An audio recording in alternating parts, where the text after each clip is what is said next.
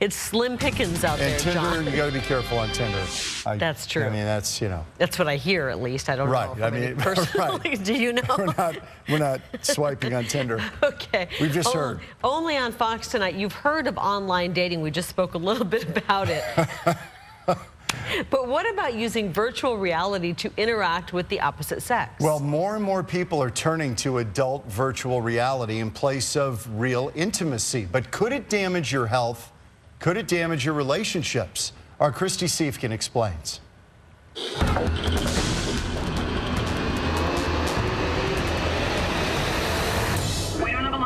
Keep your eyes peeled for anything of interest. Virtual reality can take us face-to-face with a great white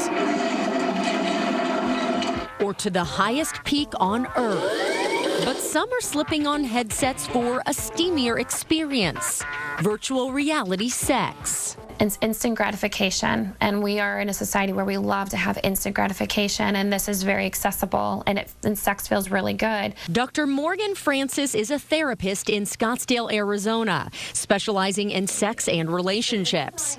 Clients seek her help when virtual lovers become a very real problem. Instead of a person having feelings for a partner, they're having feelings now for an avatar that's not even real.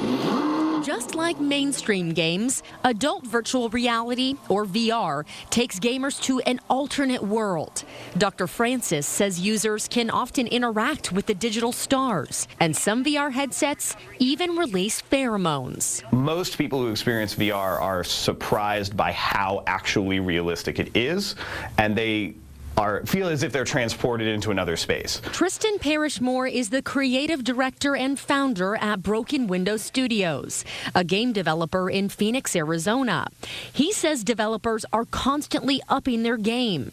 In fact, some VR content comes with physical accessories designed to mimic human contact. There's kind of like life vest things that have vibration punches into it, or there's definitely controllers all have a bit of a vibration feedback. Tishan Donkersley is the managing editor at Tech.co.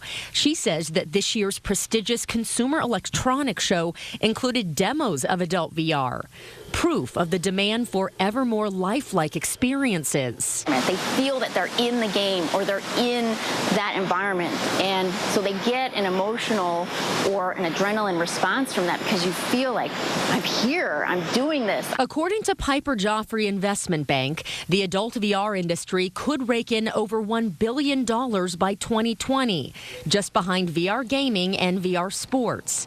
But the psychological cost of using adult VR is immeasurable. It does inhibit and it does create poor memory, working memory, impulsivity, a long-term depression. It can create isolation. Dr. Francis says adult VR can also compromise real-life partners and lovers. The avatar is doing what the person is wanting them to do, so they don't feel like they can compete with that. So there's a real true sense of rejection, their own sense of isolation, their own fear about, their attractiveness. Dr. Francis hopes the VR industry will regulate content to protect its users, because even those who design these games know there's a fine line between fantasy and fixation. As immersive experiences get better, I think that more people who would be less inclined to do that with a lower quality product might be feeling the temptation to sink into that and become overly obsessed with it in a way that could be destructive to their personal lives if they're not careful.